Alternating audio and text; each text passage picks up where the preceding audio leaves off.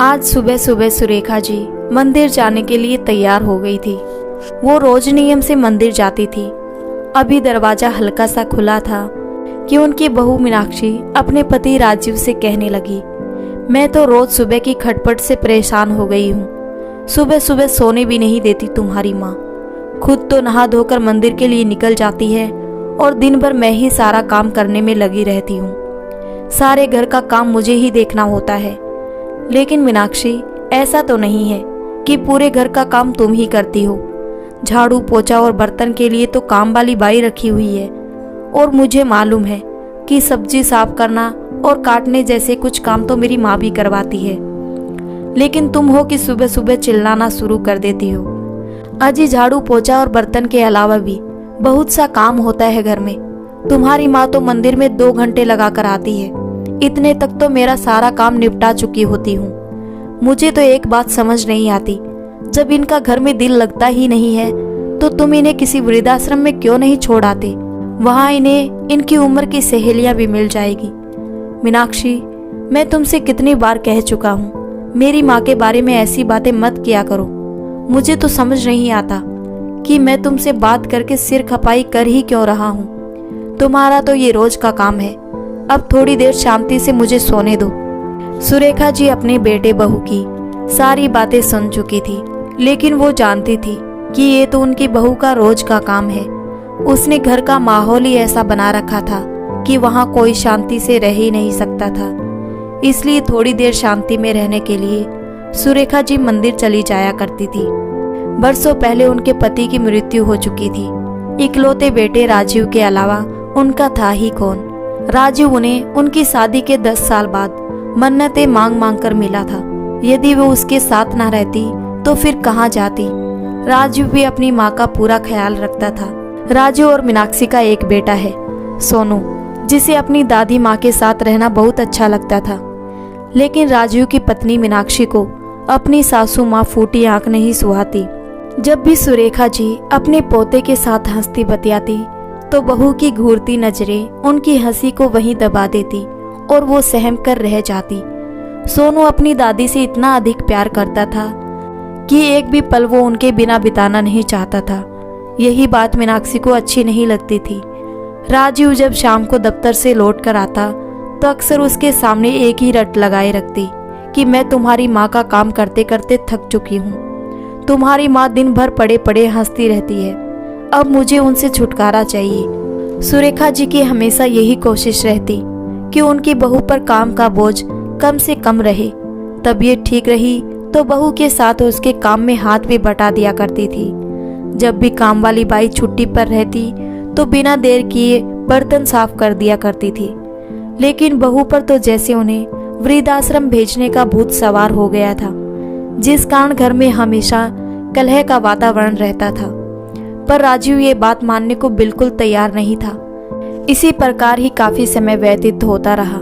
आज मीनाक्षी के कुछ रिश्तेदार उसके घर आए हुए थे तो सुरेखा जी को उसी समय खांसी छिड़ गई। वो काफी देर जोर जोर से खांसती रही। उस समय तो मीनाक्षी ने कुछ नहीं कहा, लेकिन रात को जब राजीव घर लौटा तो मीनाक्षी ने फिर से हंगामा शुरू कर दिया और जिद ठान ली कि अब वो माँ जी को वृद्धाश्रम भेजकर ही दम लेगी।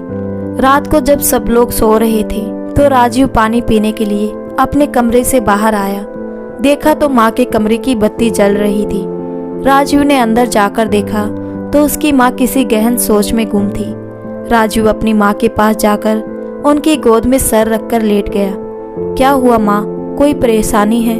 बेटा, मैं सोच रही थी कि केवल मेरी वजह से तुम दोनों में रोज कलेश होता है। घर का वातावरण बोझिल हो चुका है बेटा।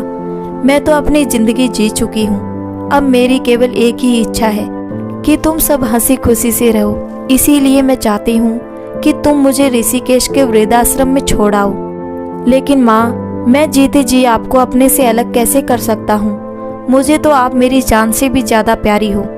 आज मैं जो कुछ भी हूँ केवल आपके ही परिश्रम का फल है। मैं आपके कर्ज से कभी मुक्त नहीं हो सकता। लेकिन बेटा, इस घर का कलह भरा वातावरण मुझे रास नहीं आ रहा। मैं केवल कुछ समय के लिए वहां जाना चाहती हूँ। जब इस घर का वातावरण शांत हो जाएगा तो तुम मुझे वापस ले जाना। मेरी हवा पानी बदल जाएगी तो मुझे भी अच्छा लगेगा। और आजकल तो वृद्धाश्रम में भी अच्छी सुविधाएं दी जाती है, मुझे भी वहाँ अपनी उम्र के लोग मिल जाएंगे तो मेरा भी दिल लगा रहेगा। तुम लोगों को जब भी मेरी याद आए तो मुझसे मिलने आ जाना। राजीव अपनी माँ की बात सुनते हुए लगातार उनके चेहरे की तरफ देख रहा था। उनके चेहरे पर मुस्कुराहट थी, लेकिन उनकी आंखों में छुपा आंसुओं का सैलाब राजीव साफ साफ देख पा रहा था। हालातों से मजबूर राजीव जाकर वापस अपने बिस्तर पर लेट गया। आंखों की नींद तो अब गायब हो चुकी थी। माँ के बारे में सोचते सोचते राजीव अतीत के पन्ने पलटने लगा। वो करीब 5 वर्ष का ही था तब उसके पिता का निधन हो गया था। उसकी माँ सुरेखा जी पर रिश्तेदारों ने दूसरी शादी करने का दबाव बनाया, लेकिन उन्होंने फैसला लिया कि वो दूसरा विवाह ना करके अपने बेटे राजीव का ही पालन पोषण करेगी और अपने बेटे को माँ और पिता दोनों का प्यार देगी। पढ़ी लिखी तो ज़्यादा नहीं थी, लेकिन खाना बहुत अच्छा बनाती थी, इसीलिए घर पर रहकर ही टिफिन सर्विस शुरू की। ना सुबह देखी ना शाम, और कड़ी मेहनत करते हुए अपने बेटे को पढ़ाया लिखाया, इस लायक बनाया कि वो आज एक सरकारी बैंक में मैनेजर के पद पर आसीन है। राजीव ने अपनी माँ का संघर्ष में जीवन देखा था, इसीलिए वो चाहता था कि उसकी पत्नी नौकरी ना करके घर संभाले और उसकी माँ की सेवा करे।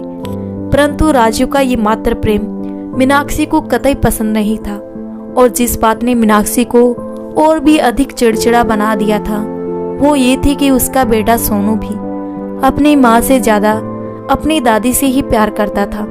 इस सब का परिणाम ये हुआ कि मीनाक्षी आए दिन अपनी सासू माँ पर कटाक्ष करने लगी थी और अपने तीर जैसे शब्दों से घायल करने लगी थी। सुरेखा जी सहनशीलता की मूर्ति थी, परंतु अपनी बहू के मुख से कटाक्ष सुनते सुनते सुरेखा जी का अंतर्मन धीरे धीरे जवाब देने लगा। धीरे धीरे वो अस्वस्थ रहने लगी। अक्सर खांसी करते हुए उन्हें उल्टी हो जाती थी। अब तो बहू उन्हें घिन भरी नजरों से देखने लगी थी और ठान चुकी थी कि अपनी सासू माँ को वृद्धाश्रम भेजकर ही दम देगी, जिसका नतीजा ये हुआ कि सुरेखा जी हारकर खुद ही वृद्धाश्रम जाने को तैयार हो गई। राजीव भी ये बात समझ गया था कि उसकी माँ को इस घर में घुट घुट कर जीना पड़ रहा है, जिस कारण उनका स्वास्थ्य गिरता जा रहा है। परिस्थितियों से परास्त होकर राजीव अपनी माँ को वृद्धाश्रम छोड़ने के लिए तैयार हो गया, लेकिन सोनू अपनी दादी के वृद्धाश्रम जाने की बात सुनते ही तुरंत अपनी दादी से लिपट गया। मैं दादी को कहीं नहीं जाने दूंगा, दादी मेरे साथ रहेगी। चिल्लाते हुए वो जोर जोर से रोने लगा। उसे रोता देख राजीव भी अपना दिल हारने लगा, परंतु फिर उसने अपने बेटे को समझाया, बेटा दादी को कुछ समय के लिए आराम की जरूरत है। जब कुछ समय के बाद उनकी तबीयत ठीक हो जाएगी तो हम उन्हें वहां से ले आएंगे। आखिरकार दिल पर पत्थर रखकर राजू अपनी माँ को वृद्धाश्रम छोड़ आया। सुरेखा जी के घर से जाने के बाद राजू और सोनू बहुत ही उदास हो गए, परंतु मीनाक्षी की खुशी का ठिकाना नहीं रहा। सोनू हर रोज स्कूल से आने के बाद अपनी दादी के कमरे में बैठा रहता। मीनाक्षी उसे बहुत मनाती कि वो उसके पास आकर बैठे, परंतु वो वहीं अकेला बैठना पसंद करता था। उसी दिन के बाद से ही राजू भी अपनी नौकरी में और अधिक व्यस्त हो गया और 1 महीना कब बीत गया पता ही नहीं चला। बहुत बार राजू सोचता कि जाकर अपनी माँ को वापस लेकर आए, लेकिन फिर किसी न किसी काम में व्यस्त हो जाता। ऐसे करते करते 3 महीने बीत गए और एक दिन वृद्धाश्रम से राजू के पास फोन आया। मिस्टर राजीव, आपकी माताजी श्रीमती सुरेखा का बीती रात दिल का दौरा पड़ने से देहांत हो चुका है। आप तुरंत आश्रम में पहुंच जाइए। ये बात सुनते ही राजू सन्न रह गया और अपना सिर पकड़कर धड़ाम से जमीन पर बैठ गया। रोते हुए बोलने लगा, कितना क्रूर था मैं, जो अपनी माँ को ही वृद्धाश्रम छोड़कर आ गया। उन्हें वापस लेकर आना तो दूर, मैं उनसे मिलने तक का समय नहीं निकाल पाया। मैं उस माँ को कैसे भूल गया जिसने अपना संपूर्ण जीवन मुझ पर कुर्बान कर दिया, जिसकी गोद में सर रखते ही मैं सारी दुनिया की परेशानियों को भूल जाता था। साक्षात ईश्वर का रूप थी मेरी माँ, और ऐसी पूजनीय माँ के जीवन के अंतिम पड़ाव में मैं उनके साथ नहीं था। मैं ऐसा अनर्थ कैसे कर बैठा। राजू की आंखों से नियंत्रण आंसू बह रहे थे। उसी समय मीनाक्षी भी बाजार से लौट आई। देखा तो राजीव निठल सा जमीन पर पड़ा हुआ लगातार आंसू बहा रहा था। मीनाक्षी उसे देखकर घबरा गई और उससे पूछने लगी, क्या हो गया, आप रो क्यों रहे हैं? मीनाक्षी को देखते ही राजीव जोर जोर से चिल्लाने लगा, सब तुम्हारा ही किया धरा है, ये केवल तुम्हारे कारण हुआ है। लेकिन मैंने क्या किया, कुछ बताइए तो, क्या हुआ? मीनाक्षी बोली तो राजीव भरे गले से बोला, तुम मेरी माँ से छुटकारा चाहती थी ना, माँ ने हमेशा के लिए तुम्हें छुटकारा दे दिया। माँ ये दुनिया छोड़कर हमेशा हमेशा के लिए चली गई है। ये सुनते ही मीनाक्षी को झटका लगा और सोनू ये सुनते ही जोर जोर से रोने लगा। मीनाक्षी राजू से माफ़ी मांगते हुए उसे सांत्वना देने लगी, हमें जल्दी से ऋषिकेश के लिए निकलना होगा, लेकिन बाहर तेज बरसात है, जैसे ही बारिश कम होगी हम चल पड़ेंगे। लेकिन बारिश हर बीते पल के साथ तेज होती जा रही थी। राजू ने समय व्यर्थ ना गंवाते हुए ड्राइवर को फोन किया और उसे कहा कि उन्हें जल्दी से जल्दी ऋषिकेश पहुंचना है। लेकिन ड्राइवर ने कहा कि ऋषिकेश के पूरे रास्ते में तेज मूसलाधार बारिश हो रही है। पानी भर जाने के कारण पूरा मार्ग रुका हुआ है, बाढ़ जैसी स्थिति बनी हुई है। ऐसे में घर से बाहर निकलने का मतलब है किसी मुसीबत को बुलावा देना। हमें कुछ देर के लिए बारिश कम होने का इंतजार करना पड़ेगा। उधर वृद्धाश्रम से राजू के पास दोबारा फोन आया कि यदि वो लोग सुबह तक नहीं पहुंचे तो आश्रम के अधिकारी स्वयं सुरेखा जी का अंतिम संस्कार कर देंगे। लेकिन बारिश कम होने का नाम ही नहीं ले रही थी। दुखी मन से राजू बैठा हुआ यही सोच रहा था कि कब बारिश कम हो और कब वो यहाँ से निकले। आत्मग्लानि भरा हुआ वो केवल उसी समय को कोस रहा था जब वो अपनी माँ को वृद्धाश्रम छोड़ आया था। सारी रात बीत गई और सुबह हो चुकी थी, लेकिन अभी तक मूसलाधार बारिश नहीं रुकी थी। जब सुबह तक उनका जाना संभव नहीं हो पाया तो आश्रम में उनकी माँ का संस्कार कर दिया गया। 2 दिन बाद राजू अपने परिवार के साथ आश्रम पहुंचा और अपनी माँ की अस्थियां गंगा में प्रवाहित करके रोते कलपते खाली हाथ वापस आ गया। घर आकर राजू और मीनाक्षी बहुत दुखी थे। राजू का किसी काम में मन नहीं लग रहा था, लेकिन इस घटना ने सोनू को तो झकझोर कर रख दिया था। उसका बचपन जैसे कहीं गुमसा हो गया। उसकी माँ जो भी सब्जी बना कर देती वो खा लेता, जहाँ बैठने को कहती वो बैठ जाता। वो गुमसुम सा सारे काम करते जा रहा था, लेकिन जब भी पढ़ाई करने बैठता तो उसका मन नहीं लगता था। किताब उठाकर बैठा रहता, परंतु एक अक्षर भी नहीं पढ़ पाता था। एक दिन सोनू जब स्कूल से घर वापस आया तो आकर बिस्तर पर निठल सा गिर गया। मीनाक्षी ने देखा तो उसे बुखार था। थर्मामीटर लगाने पर पता चला कि बुखार 104 डिग्री था। मीनाक्षी घबरा गई और तुरंत राजीव को फोन किया। जल्दी से उसे डॉक्टर के पास लेकर गए और दवाई दी, परंतु बुखार तो उतरने का नाम ही नहीं ले रहा था। हमेशा 103 से 104 डिग्री के करीब रहता। रह रहकर सोनू नींद में ही दादी को बुलाता रहता है। करीब 1 हफ्ते तक भी जब दवाइयों ने असर नहीं किया तो वे दोनों सोनू को मनोचिकित्सक के पास लेकर गए। सोनू हमेशा बड़बड़ाता रहता, दादी आप मेरे पास वापस आ जाओ, आप मेरे पास रहोगे। उसकी मानसिक स्थिति को देखते हुए डॉक्टर ने कहा, बच्चे के दिमाग पे बहुत बुरा असर पड़ा है। क्या अब इसकी दादी जी इसके साथ नहीं रहती? राजू ने दादी जी के ऋषिकेश छोड़ने से लेकर अब तक की सारी कहानी डॉक्टर साहब को बताई और बताया कि किसी भी प्रकार से बच्चे की हालत में कोई सुधार नहीं आ रहा।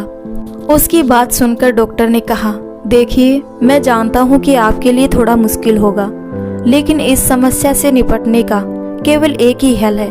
आपको किसी बूढ़ी महिला को सोनू की दादी बनाकर लाना होगा और उन्हें अपने घर में रखना होगा जब तक सोनू पूरी तरह से ठीक नहीं हो जाता। डॉक्टर साहब द्वारा बताई गई योजना राजू और मीनाक्षी को कुछ अटपटी सी लगी, लेकिन वो अपने बच्चे के जीवन के लिए कुछ भी करने को तैयार थे। काफी कोशिशों के बाद भी कोई बूढ़ी महिला नहीं मिली जो सोनू की दादी बन सके। फिर मीनाक्षी ने राजीव से कहा, क्यों ना किसी वृद्धाश्रम से दादी जी का इंतजाम किया जाए। दोस्तों विधि का विधान तो देखिए, जो मीनाक्षी सोनू की सगी दादी को बोझ समझकर वृद्धाश्रम में छोड़कर आई थी, आज वही मीनाक्षी अपने बेटे के जीवन की खातिर किसी अन्य महिला को वृद्धाश्रम से लाने को तैयार हो गई है। डॉक्टर के सहयोग से दिल्ली के एक वृद्धाश्रम के संचालक से बात की। उन्होंने बताया कि कुछ दिन पहले ही एक बूढ़ी माँ उनके आश्रम में आई है, जिनका कोई सगा संबंधी कभी मिलने नहीं आया। कुछ समय पहले उन्हें सिर में चोट आई थी, जिस वजह से उनकी याददाश्त जा चुकी है। वो अकेली है। अगर आप उन्हें घर में रखेंगे तो आपको कोई असुविधा नहीं होगी। वो बहुत ही हंसमुख है। राजू डॉक्टर साहब के साथ राधा जी से मिलने गया, जो कि दादी बन रही है, तो देखा कि वो बहुत ही मोटी है। उनके सर के बाल भी छोटे थे और वो चश्मा लगाती है। उनके चेहरे पर कुछ चोट के निशान थे। वहां से आने के बाद राजू ने डॉक्टर साहब को बताया, मेरी माँ के बाल बहुत लंबे थे, वो बहुत ही पतली थी और चश्मा नहीं लगाती थी। पता नहीं सोनू इन्हें अपनी दादी मानेगा या नहीं। तो डॉक्टर साहब ने कहा, आप सब कुछ मुझ पर छोड़ दीजिए। डॉक्टर साहब ने राधा जी को अपने पास बिठाकर उन्हें सोनू से मिलवाया। सोनू ने पूछा कि आप तो भगवान जी के पास चली गई थी ना, फिर आप वापस कैसे आ गई और आप इतनी मोटी कैसे हो गई? आपके बाल कहाँ गए? डॉक्टर ने कहा, सोनू तुम बीमार हो गए थे ना, इसलिए भगवान जी ने इन्हें तुम्हारे लिए वापस भेज दिया। यहाँ आश्रम में इन्होंने अपना खूब ध्यान रखा, खूब व्यायाम करके इनकी सेहत बहुत अच्छी हो गई। इनके साथ रहकर तुम भी इनके जैसे स्वस्थ हो जाओगी। ये बात सुनकर सोनू बहुत ही खुश हुआ और दादी जी के गले लग गया। फिर अपनी माँ को कहने लगा, मम्मा मुझे बहुत भूख लगी है, घर चलो, मैं और दादी एक साथ खाना खाएंगे। उसकी बात सुनकर मीनाक्षी मन ही मन बहुत संतुष्ट हुई, लेकिन उसकी अंतरात्मा उसे धिक्कार रही थी कि काश वो अपनी सास के साथ दुर्व्यवहार नहीं करती तो उसे आज ये दिन देखना ना पड़ता। राधा जी बहुत जल्दी ही उस घर में रच बस गई और सोनू भी उनके साथ बहुत जल्दी घुल मिल गया था। सब कुछ पहले जैसा होने लगा, लेकिन मीनाक्षी अब पहले जैसी नहीं रही थी। वो ना तो दादी जी को कोई भी कड़वी बात कहती और ना ही उन्हें बोझ समझती, बल्कि उनका पूरा ध्यान रखती। लेकिन सोनू को अपनी दादी जी में एक परिवर्तन नजर आया। वो सोचने लगा कि उसकी दादी तो उसे हिंदी विषय पढ़ाती थी, लेकिन अब वो सब कुछ भूल गई है। राजू ने उसे समझाया कि अब दादी जी पहले से ज्यादा बूढ़ी हो गई है और इस उम्र में याददाश्त कमजोर हो जाती है, इसीलिए तुम्हें पढ़ा नहीं पाती। फिर सोनू कहने लगा, कोई बात नहीं पापा, फिर भी मैं बहुत खुश हूँ और मम्मी भी दादी को डांटती नहीं है। लेकिन राजू के मन में एक बहुत ही बड़ी कसक थी कि काश ऐसा वातावरण मेरी माँ के समय में भी होता। उसे रह रहकर अपनी माँ की याद कचोटती रहती और बार बार उसका मन गलानी से भर उठता था। कभी कभी तो अकेले में दुख से उसकी आंखों में आंसू उमड़ आते थे। आज राजीव सुबह उठा तो अपनी माँ को याद करके उदास हो गया। तभी सोनू उसके सामने मुस्कुराता चेहरा लेकर आ गया।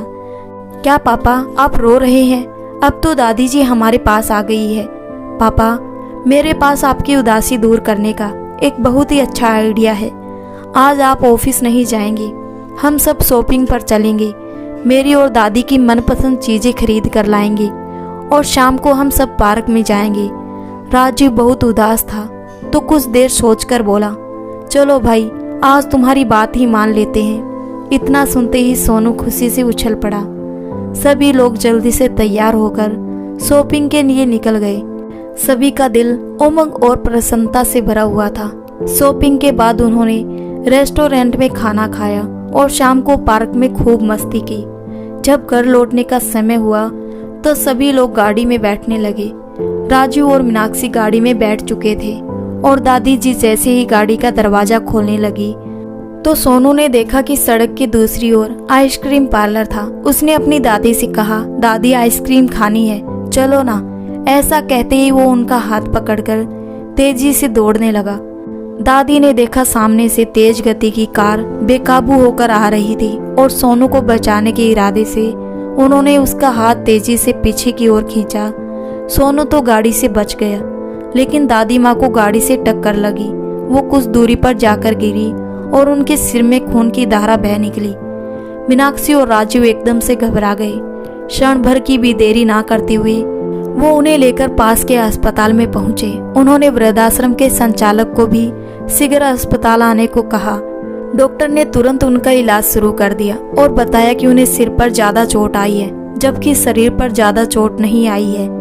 कुछ समय बाद आश्रम के संचालक भी वहां पहुंच गए। राजू ने देखा कि दादी जी के होंठ कांपने लगे थे और वो राजू राजू बोलने लगी। राजू को ये शब्द सुनकर अपने कानों पर विश्वास नहीं हुआ, क्योंकि ये उसके बचपन का नाम है और इस नाम से केवल उसे उसकी माँ ही पुकारा करती थी। राजू हैरान रह गया और बोला, इस नाम से तो मुझे मेरी माँ ही पुकारा करती थी। वृद्धाश्रम के संचालक तुरंत ही सारा मसला समझ गया और बोला कि कुछ समय पहले इन माता जी का एक्सीडेंट हो गया था। इनके सिर पर गंभीर चोट आई थी, जिसके कारण उनकी याददाश्त चली गई थी। मुझे लगता है कि वापस उसी जगह पर चोट आने के कारण इनकी याददाश्त वापस लौट आई है। थोड़ी देर में दादी जी को होश आ गया और उन्होंने सभी को पहचान लिया। राजू को देखते ही उनकी आंखों में आंसू आ गए। राजू तुरंत अपनी माँ से लिपट गया और रोते हुए बोला, माँ, अब हम कभी नहीं बिछड़ेंगे।